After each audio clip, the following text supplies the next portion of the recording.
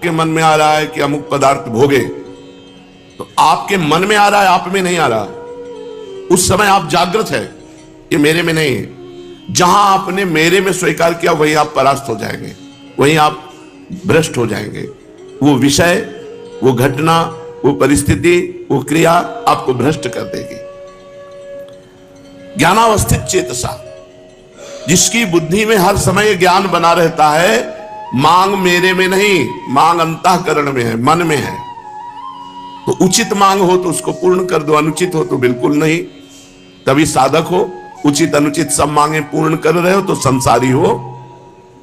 जो भोगी पुरुष है, संसारी पुरुष है, वो मन की सब मांगे पूर्ण करने की चेष्टा करता है और सोचता मैं सुखी हूं। लेकिन जो ज्ञानावस्थित चेतसा, जो ज्ञान में जागृत हुआ पुरुष है, वो नहीं। वो जानता है कि मेरे में कोई कभी कामना हो नहीं सकती और शरीर को लेकर कभी कोई निष्काम हो नहीं सकता। शरीर में जब तक हमारी अहम बुद्धि है तब तक कामनाएं बनी रहेंगी। स्वरूप ज्ञान जागृत होने पर संसार का कोई भी भोग उसे परास्त नहीं कर सकता, क्योंकि क्रिया और पदार्थ ये सब संसार के हैं। क्रिया और पदार्थ का विभाग अलग अलग है।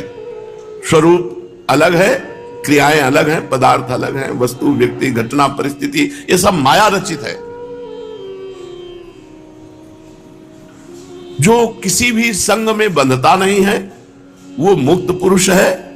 जो हर समय ये जागृत रखता है अपना ज्ञान, अपने स्वरूप का ज्ञान। जैसे अपने लोगों का स्वरूप है श्री जी की दासी, श्री जी की सहचरी, तो हमारी सारी चेष्टाएं उसी भाव से हो। अगर शरीर संबंधी भोग की आकांक्षा हो रही है तो शरीर की हो रही, तुम्हारी नहीं हो रही। उसमें जांच करो कौन सा भोग श्री जी को समर्पित करके भोगा जा सकता है और कौन सा नहीं। अगर ये विवेक नहीं रखोगे तो 50 वर्ष हो जाएंगे, भगवत आनंद की अनुभूति नहीं होगी। 50 वर्ष हो जाते हो ऐसे ही, सब कोल्हू के बैल की तरह ऐसे चलते चले जा रहे हैं और कोई अनुभव नहीं। जो मन में आया सो कर रहे हैं।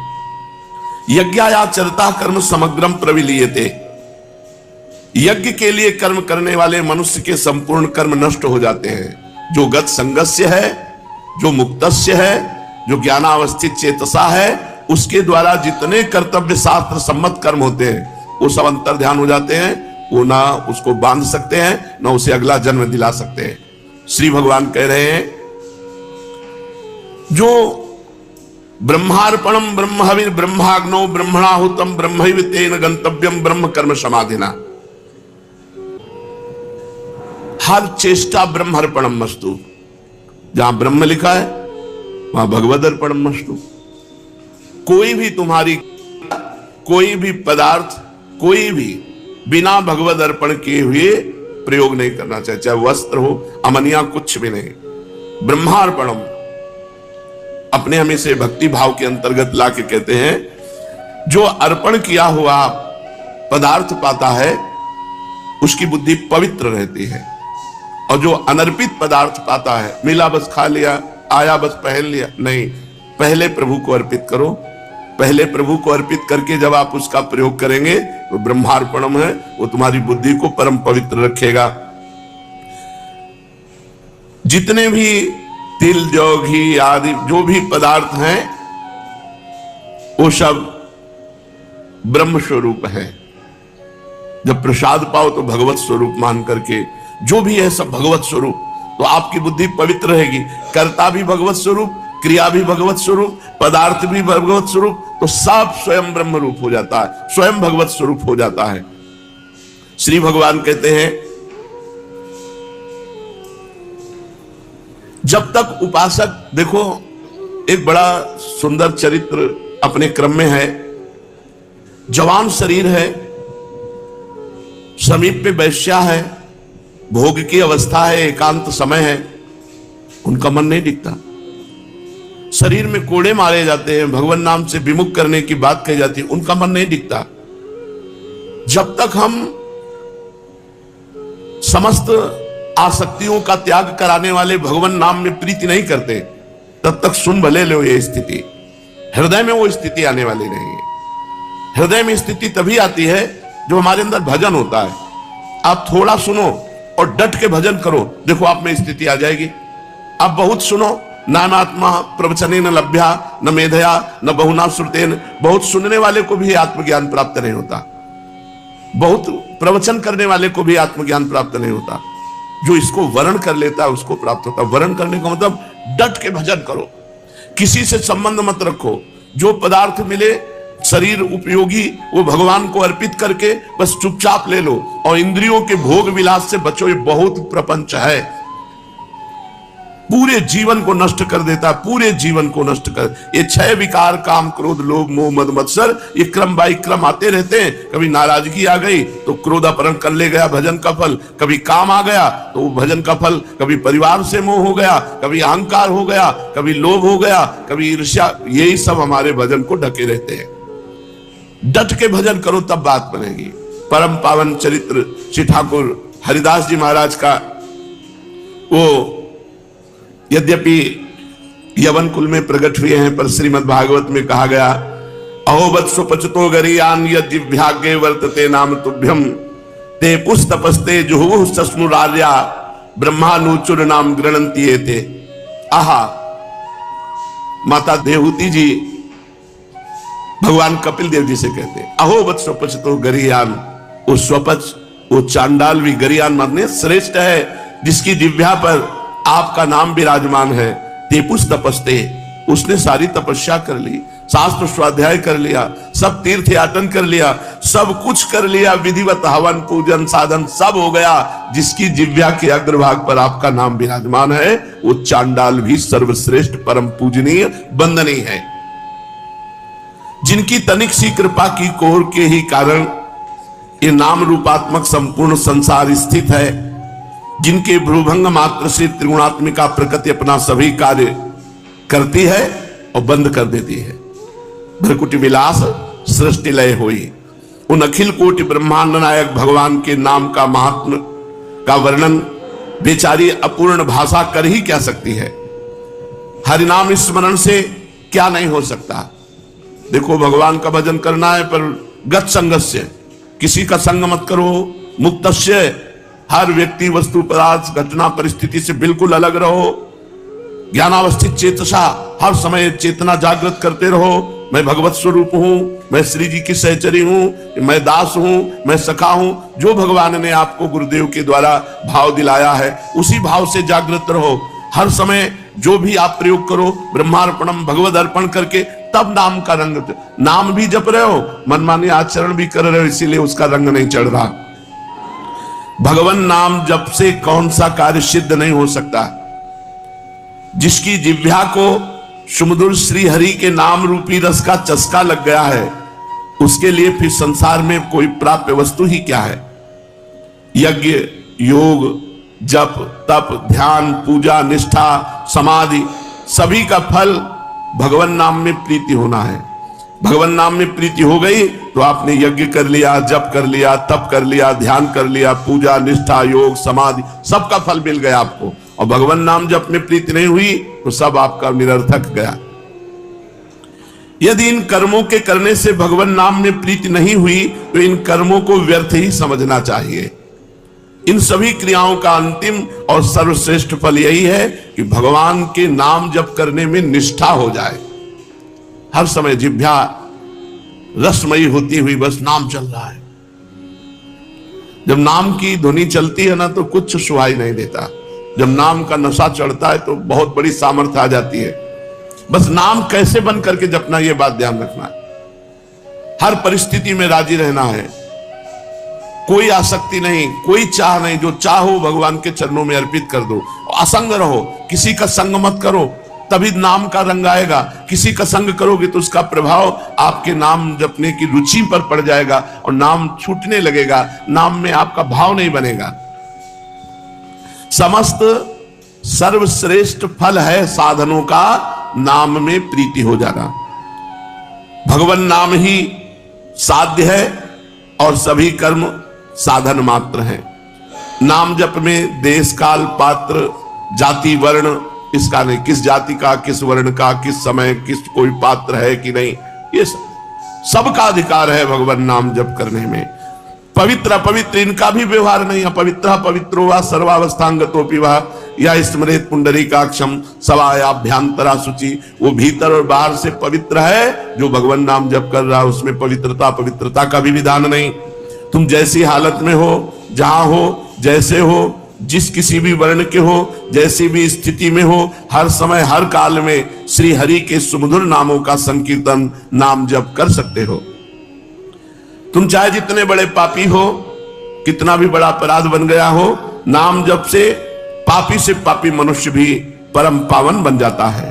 अत्यंत नीच से नीच भी सर्व पूज्य बन जाता है। सर्व पूज्य हो वत्स पुछतो गरियान, गरियान माने सर्वश्रेष्ठ, स्वपच माने चांडाल, नीच चांडाल भी जिसकी जिह्वा के अग्रभाग पे भगवान का नाम है वो सर्व पूज्य हो जाता है। छोटे से छोटा जगत पूज्य बन जाता है, छोटे से छोटा जगत पूज्य बन जाता है, बुरे से बुरा महान महात्मा बन जाता है। कबीरदास जी कहते नाम जपत कुष्ठी भलो, चुई चुई गिरे जो चाम, कंचन देह किस काम की, जी मुख नाहि राम। भले रोगी शरीर है, भले निकृष्ट है, कोई छू नहीं रहा, बड़ा गंदा शरीर है, पर मुख में भगवान का नाम है तो जगत पावन करने वाला है। और कंचन के समान देह है और भजन नहीं हो रहा है, वो किस काम का शरीर, नष्ट हो जाएगा, किसी काम का नहीं। वास्तव में मनुष्य अगर स्वरूप की तरफ देखे तो हर समय असंग ही रहता है।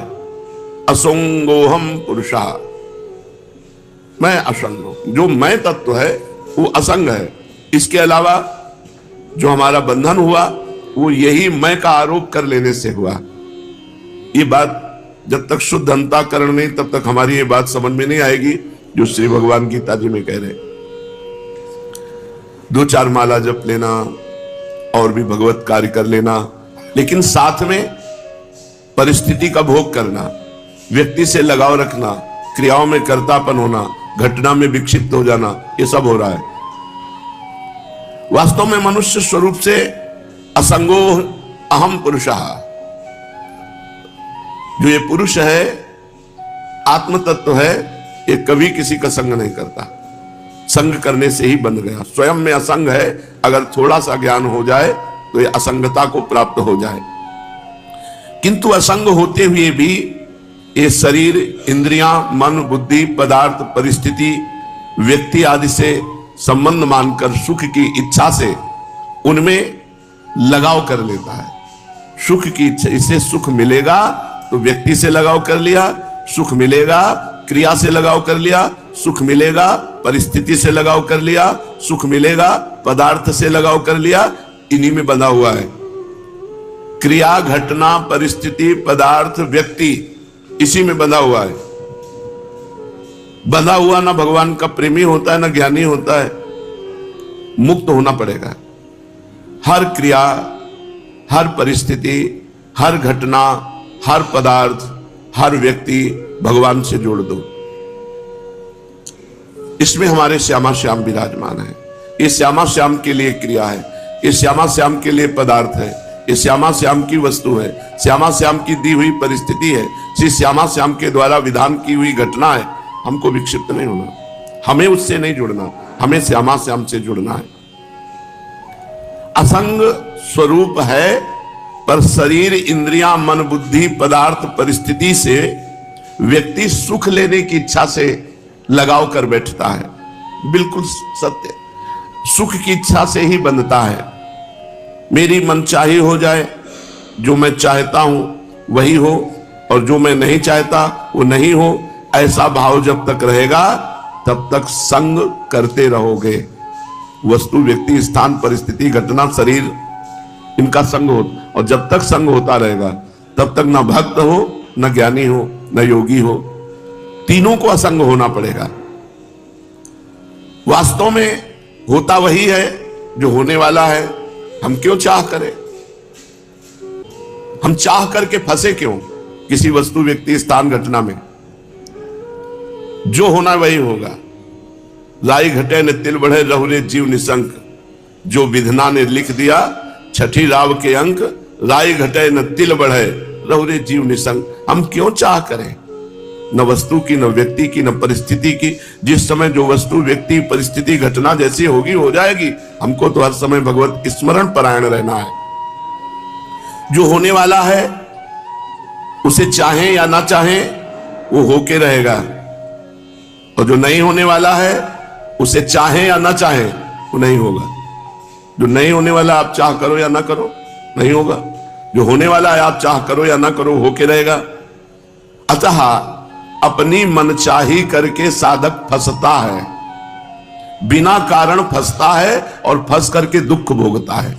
इसलिए उपासक को चाहिए गत संगस्य, क्रियाओं से, पदार्थों से, व्यक्ति से, वस्तु से, घटना से अपना कोई संबंध नहीं है, ये हर समय ज्ञान जागृत रखे। लेकिन बहुत कठिन है। मुक्तस्य,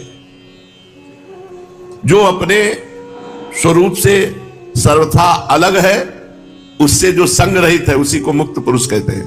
स्वरूप से सब कुछ अलग है, अपने स्वरूप के सिवा, अपने परमात्मा स्वरूप के सिवा ये सब मायामय है, ये सब मिथ्या है, सब मिटेगा, सब नष्ट होगा। जो अपने स्वरूप से सर्वथा अलग है, उन क्रियाओं और शरीर आदि पदार्थों से अपना संबंध जो नहीं मानता है, कामना, ममता, आसक्ति पूर्वक उनसे अपना संबंध मान लेने से ही बंध जाता है, पराधीन हो जाता है। जो योगी, जो साधक अपने इन माने हुए शरीर, पदार्थ, क्रिया, इनसे संबंध नहीं रखता, वो मुक्तस्य, वो माया मुक्त हो जाता है, वो दुखों से मुक्त हो जाता है। ज्ञानावस्थित चेतसः, जिसकी बुद्धि स्वरूप ज्ञान में स्थित है, जिसकी बुद्धि स्वरूप ज्ञान में नित्य निरंतर जागृत है। भगवान जिस पर कृपा करते हैं उसको केवल केवल अपना रास्ता देते हैं, और जो कृपा का पात्र नहीं बनता उसे संसार दे देते हैं।